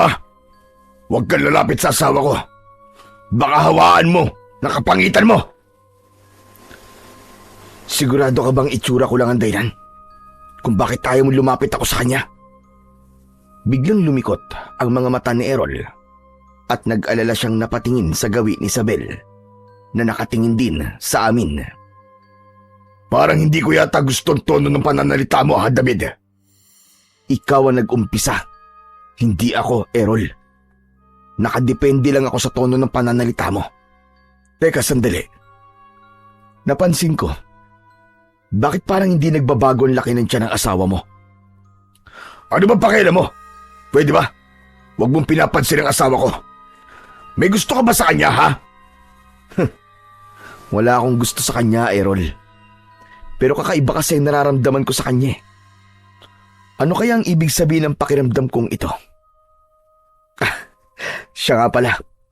May kakayahan akong makakita ng nilalang na hindi nakikita ng ordinaryong tao. Yun lang. Gusto ko lang ipalam sa'yo. Kaya mag-iingat ka. Palagi na akong magbabantay sa inyo. Hoy, kayong dalawa! Ano na naman ba ang pinag-uusapan nyo, ha? Kapitan, wala po. May tinatanong lang po si David. Mabuti naman kung ganun. Kala ko kasi kung ano na naman eh. Hala, sige na, maganda ka na, Errol. Sasama ka na sa amin sa pagroronda. Hindi na pwede yung palagi kang absent sa trabaho. Sige po, Kapitan Merto. Iuwi ko lang po muna si Isabel at susunod na ako sa inyo. Nang gabing magronda ang mga tanod, ay palihim akong sumunod sa kanila. Hindi ko inaalis ang aking paningin sa mga kilos at galaw ni Errol. Iba talaga ang nararamdaman kong presensya niya sa tuwing tinitignan ko siya. Maingat din ang aking hakbang habang sumusunod sa kanila. Ilang sandali pa ay napansin ko ang biglang paghiwalay ni Errol sa grupo ng mga tanod. Walang nakapansin na umalis ito. Bingo ka sa akin ngayon, Errol. Isang pagkakamali mo lang. Tapos ka sa akin. Sinundan ko siya hanggang sa loob ng kakauyan. Panay ang linga niya sa paligid na parabang meron siyang hinahanap. Maya-maya pa ay nakita kong tumigil sa paglalakad si Errol at mula sa likod ng malaking puno, lumitaw ang nagtatagong si Isabel. Bumundol ang kaba sa aking dibdib nang makita kong hindi nga ako nagkamali sa nararamdaman ko sa dalawa.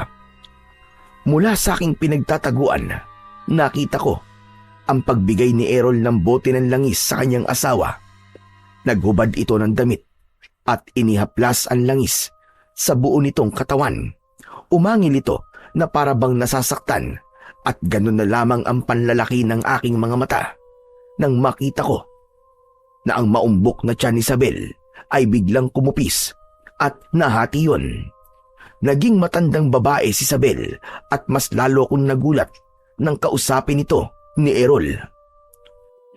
Inay, dumating na ang tamang pagkakataon para ubusin silang lahat. May pag-iiganti na natin ang ginawang panluloko sa atin ni tatay. Nagsalita si Isabel at sinabi niyang buhay pa si Cynthia. Kaya hindi raw ito matatahimik hanggat hindi niya napapatay ang aking ina. Hindi ako makapaniwalang hindi pala asawa ni Errol si Isabel, kundi ito ang kanyang ina na nagpapanggap na bata pa. Pero ang totoo ay matanda na ito. Matagal akong nanatili sa likod ng puno, kaya kitang-kita ko kung paanong nagbago rin ang anyo ni Errol. Bigla itong naging isang aswang na ik-ik. Hindi ako maaaring magkamali. Siya ang aswang na unang umatake sa akin nang gabing tinulungan ako ni Lolo mula sa bingit na kamatayan. Humanda ka sa akin ngayon, Errol. Kaya pala mainit ang dugo mo sa akin, ha? Dahil naghihiganti kayo sa aking ina. Hindi ko na napigilan ang bugso ng aking damdamin. Agad akong umatake sa mag-ina, ngunit nakalipad na kagad si Isabel, dala ang kalahati ng kanyang katawan, habang si Errol naman ang naiwan sa lupa. Wala ka ng kawalangan, Errol! Alam ko na ang lihim niyong mag-ina. Mag-asawa pala, ha? Sinasabi ko na nga ba't hindi ako maaaring magkamali sa nararamdaman ko sa inyo kanina? Ang dami mo't sinasabi. Bakit hindi mo unahing iligtas ang mga kasama mo mga tanod? Dahil sa mga oras na to, inaatake na sila ng mga alagad ko. Anong dahilan nyo? At pinatay nyo ang aking ama? Ama! Ama ko ang taong sinasabi mong ama mo. At dahil sa ginawa ng nanay mo, nasira ang aking pamilya. Kung ganun, kapatid kita? Hindi! Hindi kita matatanggap na kapatid kahit kailan. At kaya kong patayin ka, kagaya ng pagpatay ni nanay sa tatay ko na umabando na sa amin. Para akong binuhusan ng malamig na tubig nang marinig ko ang sinabi ni Errol. Hindi ako makapaniwalang kapatid ko si Errol. Kaya naman, nagpabaya ako nang sumugod siya sa akin para saktan ako. Para akong nawala sa akin sarili ng mga sandaling yon at tinanggap na lamang ang lahat ng kanyang suntok. Dapat lang sa inyo ng nanay mo na magdusa dahil inagaw niya ang aking ama sa aking ina. Ikaw ang bunga ng pagtataksil nila. Kaya humanda ka dahil papatayin kita! Saktong pag-atake sa akin ni Errol, gamit ang kanyang kuko, dumating si Kapitan Merto. Pinana niya si Errol. Layuan mo si David! Kung ayaw mong butasin ko ng palaso ang mukha mo! Huwag ka na rito makialam, Kapitan. Away pamilya ito. Labas ka rito. Makikialam ako dahil nandito ka sa baryo ko. Kaya kung ayaw mo bumaon ng palaso sa pagitan ng iyong mga mata, magpakilala ka! Kapitan Merto, siya po si Errol. Siya ang traidor sa samahan niyo. Lintik na! Errol! Totoo ba yun? Ako nga ito. Dahil kailangan kong bantayan ang lahat ng kilos mo para nabibigyan ko ng babala ang aking ina kapag malapit na kayo sa kinaroroonan niya. Hayop ka! Kaya pala palagi ka na lamang nawawala sa tuwing nagro-ronda tayo. Yung pala, kampong ka ng demonyo! Satanas ka! Hindi ka na makakawala ngayon. Tanggapin mo ang palaso ko! Pagkasabi nun ni Kapitan Merto, binitiwan nito ang palaso. Tumama yon sa balikat ni Errol, kaya't napasigaw ako ng malakas dahil sa pag-aalala. Sa muling pagpana ni Kapitan Merto kay Errol, nasalo nito ang palaso at walang kahirap-hirap na binunot ni Errol ang bumaon na palaso sa balikat niya. Tumakas na kayo, Kapitan Merto! Hindi niyo siya kaya! Hindi siya tinatabla ng palaso! Nasa panganib ang buhay ng mga tanod! Sila ang iligtas niyo! Pero, paano ka, David? Sige na po, umalis na kayo! Ako nang bahala rito! Sige na! Walang aalis! Walang iiwas sa bagsik ng aking paghihiganti!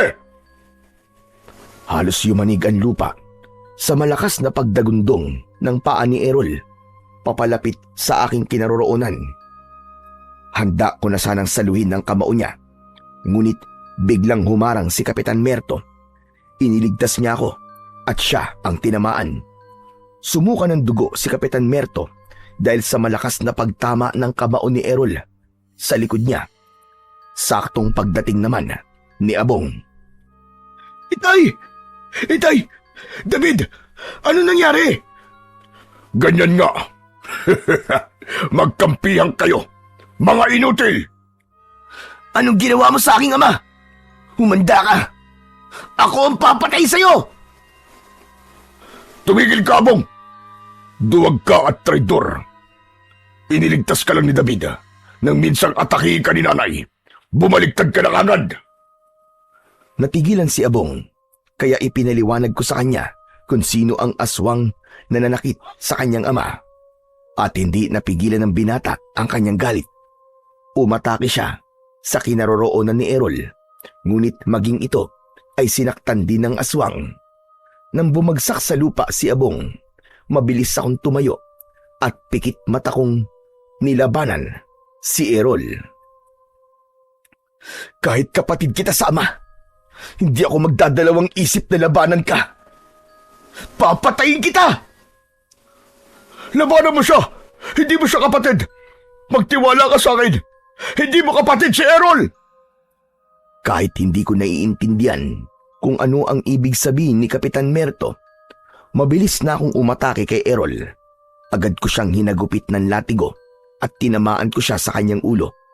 Kitang-kita ko kagad ang pamumula ng muka ni Errol, ngunit pinilit nitong gumanti ng suntok at kalmot sa akin. Naiwasan ko ang kanyang mga atake.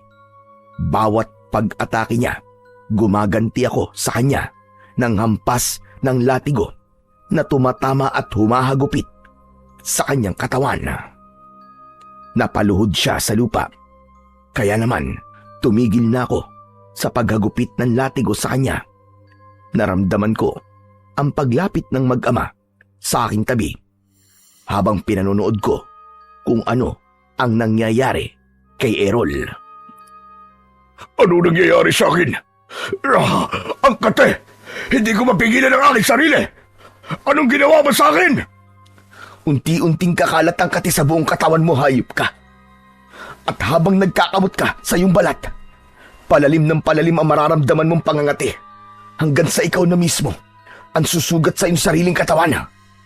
Yan ang epekto ng aking mga sandata dahil sa taglay kong mutya ng dahon ng lipa.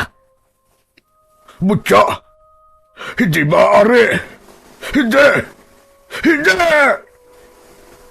Napataklob ng palad sa bibig ang mag-ama nang masaksiyan nila kung paanong sinugatan ni Errol ang kanyang sarili hanggang sa bumulwak ang kanyang dugo sa bawat sugat na ginagawa nito sa mismong katawan niya. Pagkalipas lamang ng ilang minuto, bumagsak sa lupa si Errol at naliligo na ito sa sarili niyang dugo. Diyos ko!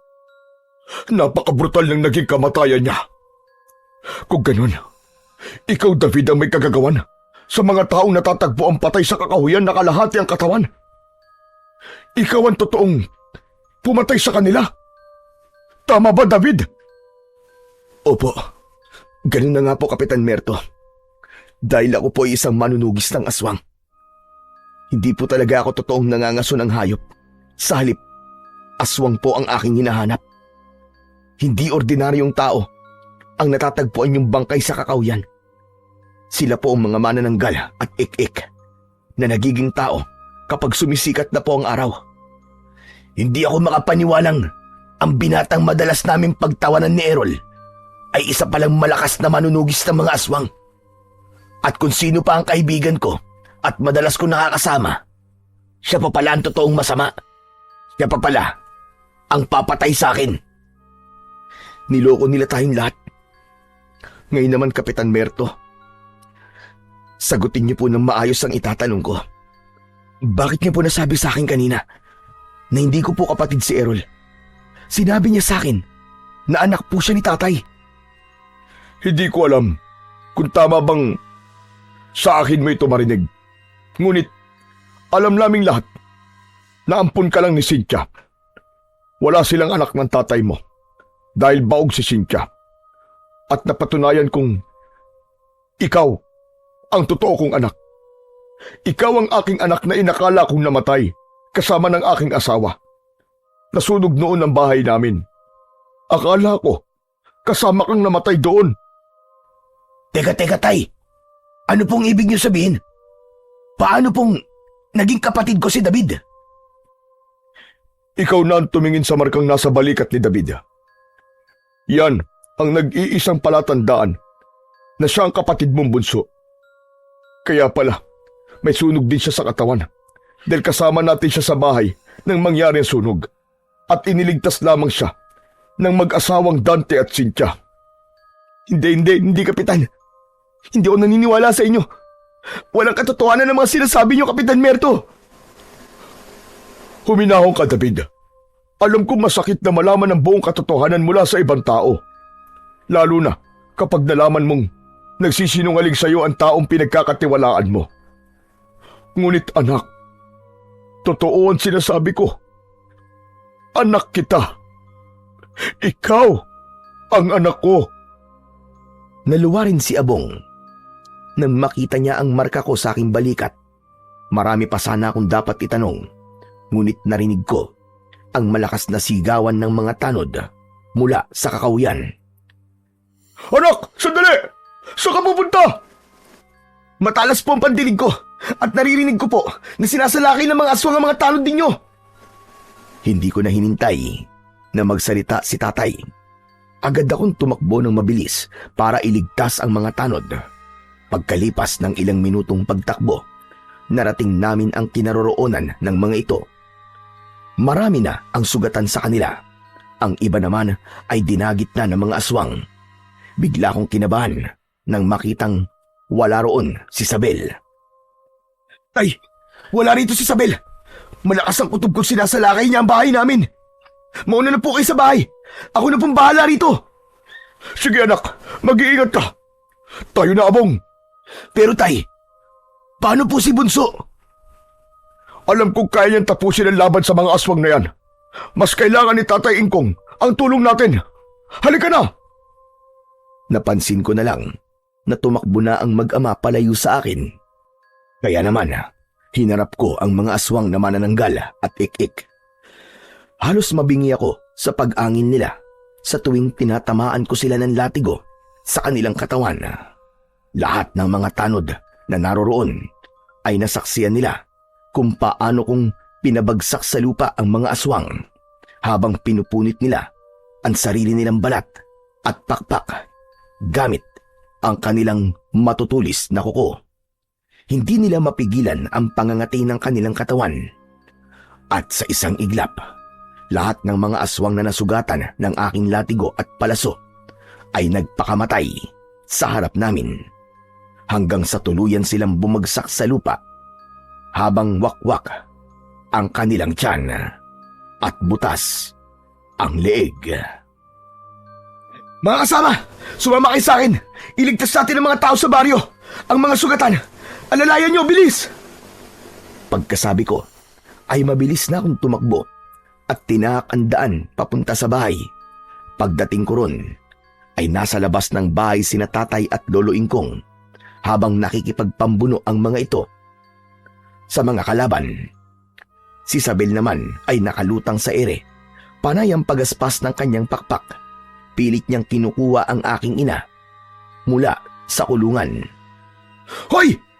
Impakta kang manananggal ka! Ako ang harapin mo! Napakahusay mo magpanggap ah! Ang buong akala ko, magandang babae ka! Yung pala, matandang hukluban ka!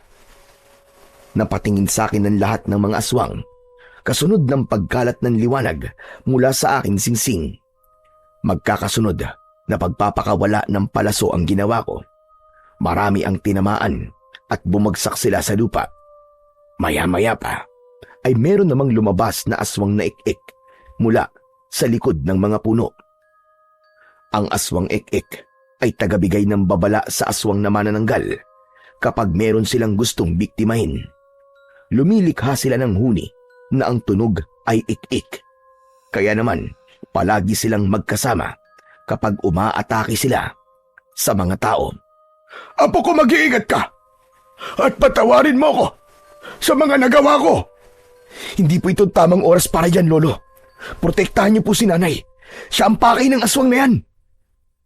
Hindi ko na tinapos ang aking sasabihin dahil inatake ko na ng pana ang aswang na si Isabel. Subalit nakaiwas ito. Inutusan niya ang kanyang mga alagad para atakihin ako. Kaya naman, sinalubong ko sila ng aking pana. Tinamaan sila sa leeg at agad na namatay. Kailangan mo mapatay si Isabel nang matigil na ang pamiminsala nila, Apo! Opo, Lolo! Mag-iingat po kayo! Pagkatapos ng pana, latigo naman ang ginamit ko. Lahat ng mga aswang na sumubok para dagitin ako, lahat sila ay hinagupit ko ng latigo na tumama naman sa dibdib, sa harap mismo ni Isabel. Bumagsak ang mga ito sa lupa habang walang tigil sa pagkakamot hanggang masugat ang kanilang katawan. Pagkalipas ng ilang minuto, lahat sila ay agad din na namatay. Dahil abala ko sa pakikipaglaban sa iba pang natitirang mga aswang na ik-ik, hindi ko naiwasan ang kalmot ni Isabel. Tumama yon sa aking braso, ngunit dahil nahawakan ko siya sa dulo ng kanyang pakpak, ubod lakas ko siyang ibinalibag sa lupa. Hindi latigo ang nararapat sa'yo, halimaw ka! Kundi palaso, nabubutas sa ulo mo! Agad kong itinutok ang aking pana at lumipad ang palaso sa ere. Tumama yon sa pagitan ng mga mata ni Isabel na tumagos naman sa bungo nito sa likod. Nilapitan ko siya, saka pinanood kung paano siyang magkamot ng kanyang katawan. Binaklas niya ang kanyang laman at binutas niya ang sarili niyang leeg hanggang sa tuluyan na siyang bawian ng buhay. Ang bagong dating naman ng mga tanod ay pinagtulungan nilang patayin ang mga nakahigang aswang na ik-ik. Napuno ng ingay ang loob ng aming bakuran mula sa galit ng mga tao. Sa isang iglap, napatay nila ang mga aswang. Lahat ng mga nakakita sa ginawa kong pagtugis sa mga aswang, lahat sila ay humanga sa aking lakas at tapang. Pero mas nagulat ako nang biglang sumigaw si nanay. Naalala niya na ako. Tinawag niya akong anak pagkatapos niyang makita ang wala ng buhay na katawan ni Isabel. Nay, nakikilala niyo na po ako. Bumalik na po ba kayo sa katinuan? Kayo na po ba yan, Nay? Cynthia, anak. Siya si David. Ang batang iniligtas ni Dante. Ang batang inilagaan mo. Umiyak ng malakas ang aking ina. Maigpit niya akong niyakap. Kahit hindi ko siya totoong nanay, para sa akin, siya pa rin ang aking ina. Pagkatapos, ay humingi siya ng tawad kay Isabel. Dahil aminado siya na nagkamali rin siya. Ikinuwento sa akin ni Lolo Ingkong kung paano ako napunta sa pangangalaga ni nanay. At napatunayan kong si Kapitan Merto nga ang aking totoong ama. Pagkalipas ng 5 araw, ay binisita ko ni tatay sa bahay. Masaya ko, anak. Masaya akong makakasama ka na namin ng iyong kapatid na si Abong. Sabi ko naman po sa inyo, tay, ligawan mo na si Nanay Cynthia nang mabuo na ulit ang pamilya natin. Total naman po, biyudo ka. Biyudo rin si nanay.